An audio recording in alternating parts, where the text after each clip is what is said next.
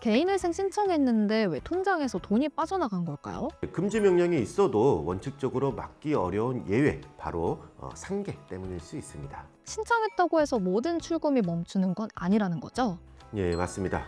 그래서 오늘은 회생 중에 실제로 돈이 빠져나가는 이유와 신청 전에 반드시 준비해야 될 포인트를 정리해 드리겠습니다.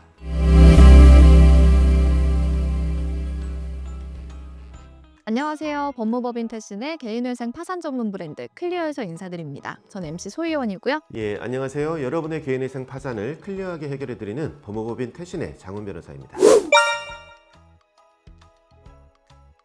많은 분들이 개인회생을 신청하면 이제 채권자들이 더 이상 돈을 가져갈 수 없다고 생각하시거든요. 그런데도 통장에서 돈이 빠져나가는 경우가 실제로 있다는 거죠.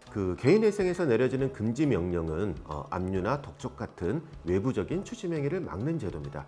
그런데 금융회사 내부에서 처리되는 일부 정산 방식까지 전부 막아주는 것은 아닙니다. 그 대표적인 예외가 바로 상계입니다. 상계라는 개념이 일반 분들에게는 조금 생소할 수 있을 것 같거든요. 쉽게 한번 설명해 주시죠. 쉽게 설명해 드리면 같은 금융회사 안에 예금과 대출이 동시에 있을 경우 금융회사가 예금 잔액을 대출 상환에 먼저 충당해 버리는 구조입니다. 본인의 의사와 무관하게 내부 기준에 따라 자동으로 처리될 수 있기 때문에 개인회생을 신청했더라도 사전에 대비하지 않으면 그대로 출금이 발생할 수 있습니다.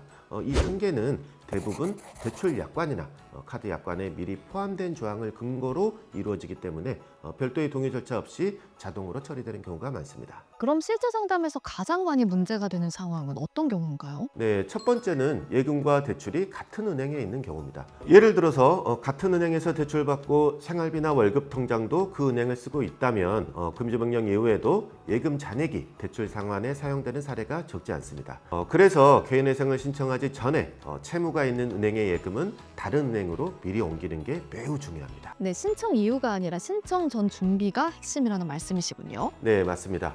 두 번째는 자영업자분들께 특히 많이 발생하는 상황인데요. 카드 매출이 카드사와 직접 정산되는 구조라면 해당 카드사에 연체 채무가 있을 경우 매출금이 그대로 상계 처리되는 문제가 생길 수 있습니다. 자영업자분들 입장에서는 이 매출이 바로 통장으로 안 들어오면 굉장히 당황스러울 것 같은데요. 이런 상황을 피하려면 어떤 점을 준비해야 할까요? 네, 핵심은 카드사와 직접 정산되는 구조를 피하는 것입니다. 카드사와 바로 매출을 정산하면 해당 카드사에 채무가 있는 경우에 매출금이 상계 처리될 수 있습니다.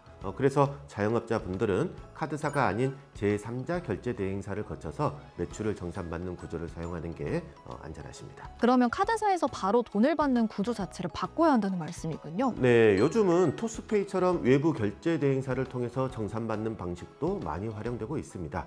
이런 구조를 쓰면 카드사와 직접적인 정산 관계가 생기지 않기 때문에 개인회생 중에 상계로 인한 매출 손실을 상당 부분 예방할 수 있습니다. 그럼 이미 통장에서 돈이 빠져나간 경우에는 방법이 없는 걸까요? 네, 상계가 언제 이루어졌는지가 중요합니다. 금지 명령이 나오기 전에 은행이나 카드사가 미리 상계 처리한 경우라면 원칙적으로 그대로 유효하다고 보는 경우가 많습니다. 다만 특정 채권자에게만 유리하게 처리된 정황이 있다면 부인권의 검토 대상이 될 수 있습니다. 그럼 금지 명령 이후라면요? 돈을 받아야 하는 채권자에게 이제 돈을 빼가면 안 된다라는 금지 명령이 전달된 뒤에 계좌에서 돈이 빠져나갔다면 그건 금지 명령을 어긴 출금으로 보는 경우가 많습니다. 이럴 때는 금융회사에 즉시 이의를 제기하고 금지 명령 결정문 사본을 제출해서 원상 회복을 요청해야 됩니다. 이런 상황은 혼자 대응하기보다는 전문가의 도움을 받는 게 훨씬 안전합니다. 네, 정리해보자면 결국 핵심은 사전 준비인 것 같습니다. 네, 맞습니다. 아주 간단하게 정리하면 두 가지입니다. 채권이 있는 은행의 예금은 개인회생 신청 전에 다른 은행으로 옮길 것, 그리고 자영업자는 카드 매출을 제3자 결제 대행사를 통해서 받을 것. 이 두 가지만 지켜도 회생 중에 발생할 수 있는 상계 피해는 상당 부분 예방할 수 있습니다. 오늘 이야기 정리해보면 개인회생을 하면 모든 출금이 자동으로 멈춘다고 생각하기 쉽지만 실제로는 그렇지 않다는 점, 그리고 신청 이후보다 신청 전에 어떤 준비를 했느냐가 훨씬 중요하다는 점이 핵심인 것 같습니다. 변호사님, 오늘 내용 한 줄로 정리해 주시죠. 개인회생은 시작 자체부터 때보다 시작 전에 무엇을 정리했느냐가 결과를 좌우합니다. 갑작스러운 출금 때문에 더 불안해지셨던 분들도 계셨을 것 같은데요. 지금 이 시점에 이런 구조를 알고 계신 것만으로도 이미 한 번은 방향을 제대로 잡으신 겁니다. 너무 조급해하지 마시고 차근차근 정리해 가셔도 충분합니다. 오늘 준비한 영상 여기까지고요. 영상이 유익하셨다면 구독, 좋아요, 알림 설정 부탁드립니다. 저희는 다음에 더 유익한 내용으로 찾아뵙겠습니다. 감사합니다. 개인회생 파산이 궁금할 땐 클리어!